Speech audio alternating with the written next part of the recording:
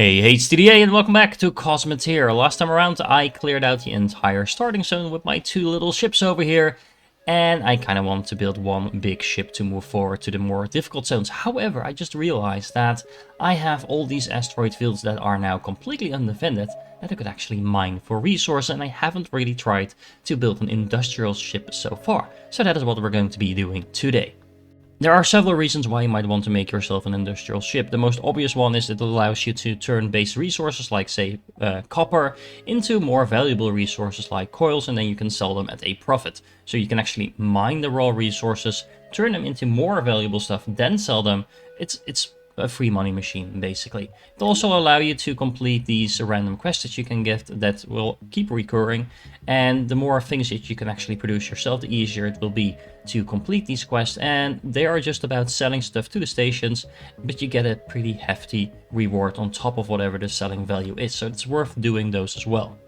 But the main profit of having an industrial ship is not just making your own resources, it's actually using those resources towards building your own ships, so you avoid having to pay twice as much getting those same resources from the station. So for example over here, normally this build would cost me about 150,000 credits, but because I have a lot of the stuff myself, it's already reduced by almost half of that. And if I could get myself some diamonds and enriched uranium going, it will actually be completely free.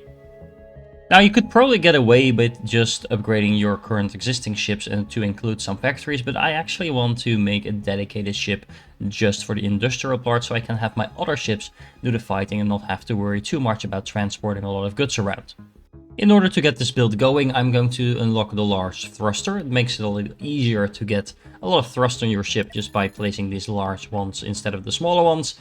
And to make that even more efficient, I'm going to unlock the engine room. This is a way to make your engines a lot more efficient by giving them a 50% boost. So it's massive in terms of the boost they're getting, but it's also a lot easier to actually power them because it's a central place where the power can be delivered rather than delivering the power to each individual engine. Let's also unlock the mining laser so we can get those raw resources going, and the sensor array so we can more easily find those resources. And you know, no factory is complete without some conveyor belts, so even though we're now conveying our people on those belts, the moving walkways are going to make our factory more efficient. And then finally, last but not least, I'm going to unlock some of the factories. You actually need to unlock them in order, which is honestly a little bit annoying. But anyway, we are going to unlock the steel smelter first, and then the coil factory and the hypercoil factory. Now, as you can see, unlocking these things does actually cost you quite a bit of credits. So I'm going to be careful by not spending too much, because I actually do want to build a nice looking ship to start with.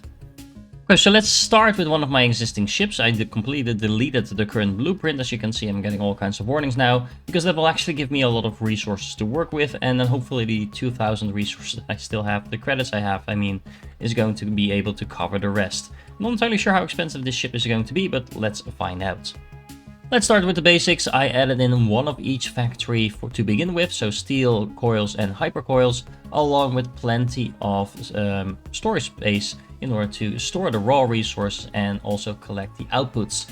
I also added in a reactor, a medium reactor to be exact, which is going to provide plenty of power to do, I think, most of what we want to do right now, as well as the engine room with all of the boosts attached to that, so we should have a pretty agile ship to begin with. Next up are some utilities. I'm going to add in the cockpit in order to make sure, you know, I can actually fly the ship. I'm going to leave some room around this just in case I want to upgrade it later. And I'm going to place on the other side of the ship, just to keep things again symmetric, the sensor array, because it has the same size as the larger version of the cockpit.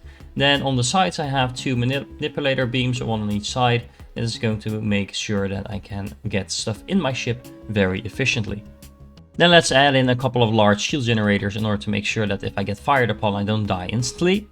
Let's add in some mining lasers, both to actually mine asteroids as well as have some defense. And the nice thing about these things are that none of this actually needs to be facing the front, so I can build some armor around this.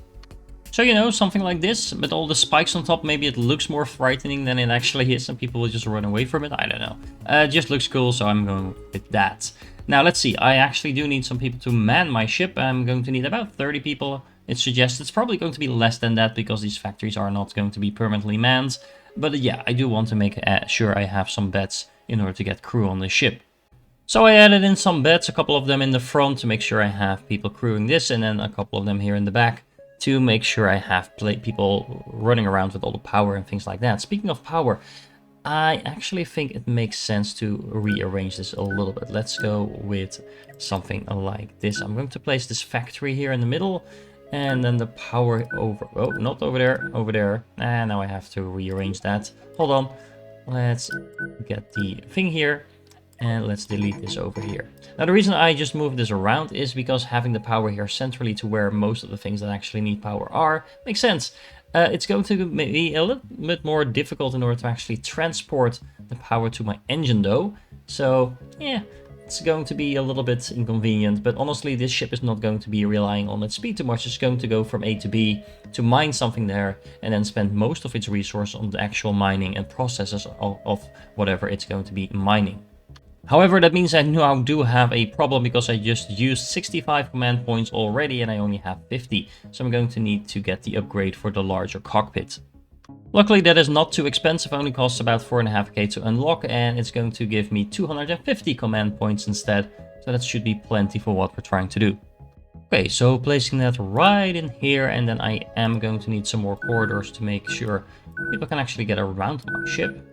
Let's do that like this, and then move these things a little bit to the side, like this, so we can make, maybe we can even make some walkways over here. What do you think? Yeah, that makes sense, maybe. Let's see, so if we have 4 of these walkways, then let's do it like this. How about this? I made another dual high lane of walkways in order to get my crew around the ship as fast as possible. And just to limit the transport time of power, I figured, well, just add in a couple of these small reactor cores to make sure everything locally is powered. That's giving me a lot more power than I need. But, I'm going to be expanding this ship anyway, so I might as well just overdo it. And it also means that I can later on more easily upgrade, for example, things like the engines. Right now I just have this single block, but I could fit it in one block over here and one block over there, and then add in some more thrusters on top of that. Now, let's see. I have thrusters in the front, back and side, so that should be fine. I'm just missing some airlock and the fire extinguisher. I actually added in some more storage space as well, just because I could. And yeah, I need some of these airlocks. Now, where do I want to put these? Probably somewhere where they can easily offload things to the system. And then hopefully that will allow them to get on the correct walkway to begin with. And then, of course, I do need some of these fire extinguishers. And again, why not put them in a similar location as well? Now, all I need to do is add in some armor. And there we go, we have a functional ship design that's fairly well protected. It's not superly armored, but it should be able to take a hit or two before it succumbs to enemy fire, or at least be fast enough to get away from it without getting shot down, because I did put some armor in the back as well. Now, as you can see, I can't actually craft it yet, because I'm running into the very issue why we're making this ship, is that I don't have all the resources required. It's going to cost me a lot of money to buy just the 22 of the processors that I need, along with some of the enriched uranium. Well, it took some shopping, but I got all materials I need, or I can buy the rest of that from the station I'm currently at, and I can press the make it so button, and you should be seeing a complete redesign of the ship now, so we can actually start making some money from mining and things like that. Well, there we go, it's up and running, and now all we need to do is feed it with some raw materials to get this ship going. And I decided to call this particular ship the Nostromo, thanks to some suggestions from the comments from last time. Okay, so let's see, we have a copper asteroid over here. If I go click and mine it, as you can see, the mining lasers go right to work.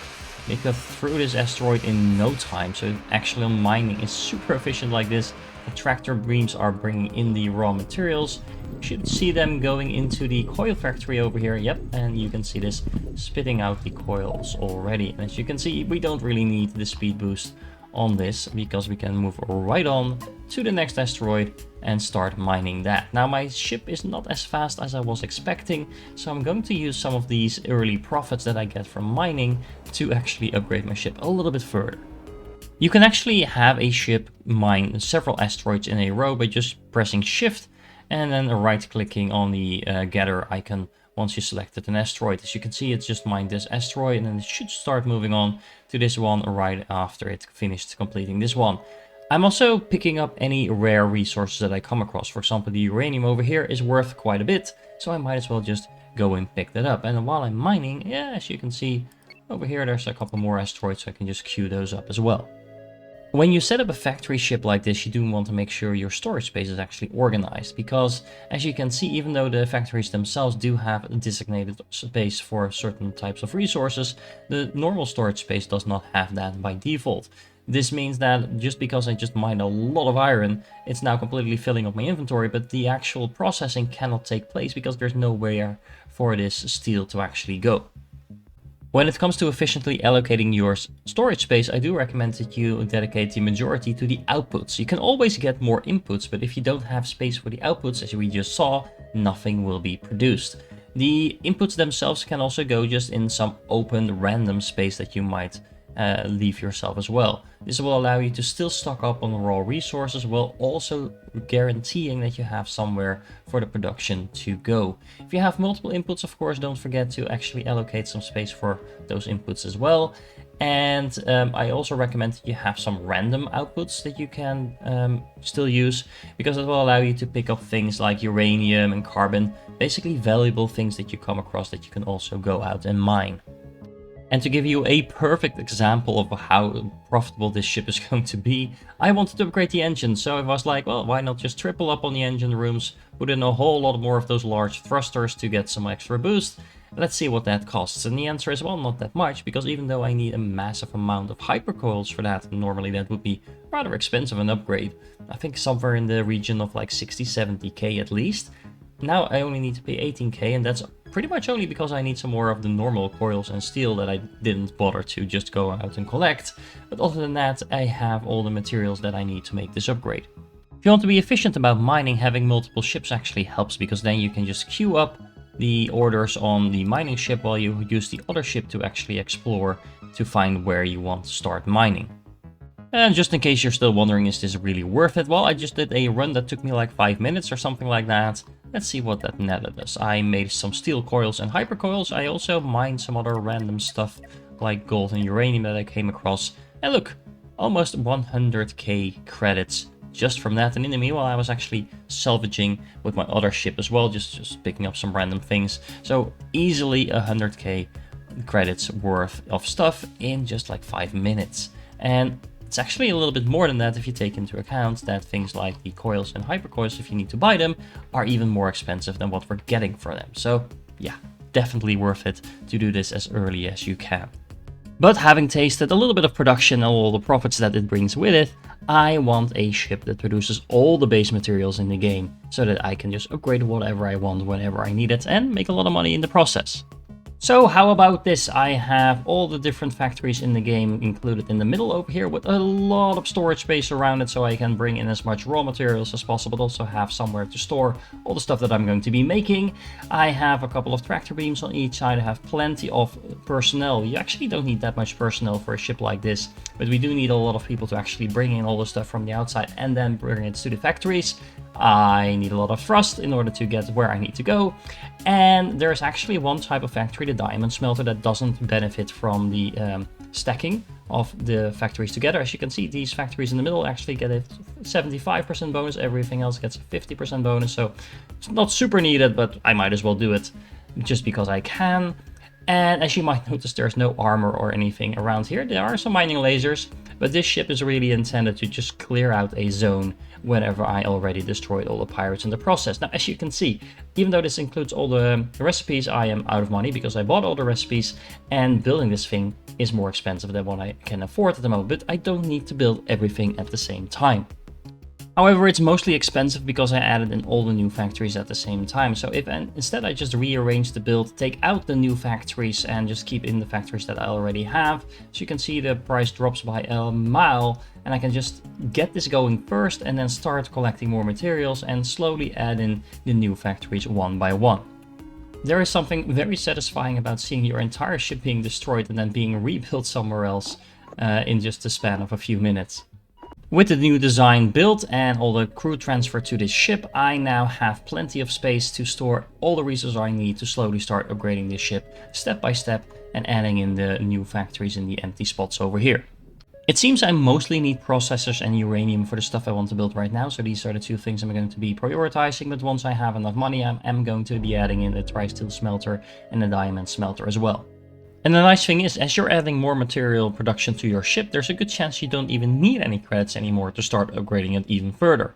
One thing to note with a factory like this is that it will consume all the resources you have if it can, and especially the hypercoil factory is something you might want to turn off, because otherwise you're going to be transforming all your normal coils as well as your copper into these hyper versions, which is not necessarily a problem if you're trying to farm credits, but if you actually do need the normal coils as well, you want to save some of those, so just turn off the hypercoil factory once you have enough of those. And thanks to this flying factory, I now have a total value of about 600,000 credits worth of stuff in my inventory. It's a lot of hypercoils, it's some processors, it's diamonds, it's a lot of steel just to upgrade my ship, some tri-steel as well. As you can see, I can now produce every single material in the game, and it means it's super easy to vacuum up all those copper nodes that are going to be transformed into these hypercoils, but also all the rare resource that I come across I can now just vacuum up and make my own. Now, I do have to say this ship is completely unprotected, which is fine considering I'm flying around on the first zone that I completely cleared out, but of course I do want to start moving on to something more difficult. This ship is going to be the basis for that, because now it's super easy to build whatever I want, just collect the resource and build whatever you need in order to defeat the next set of enemies, which is exactly what I'm going to be doing in the next episode. I'm going to turn this into a fortress that is a force to be reckoned with. If you enjoyed this episode, make sure to like and subscribe. If you're still here, you're awesome, and I do hope to catch you in the next one.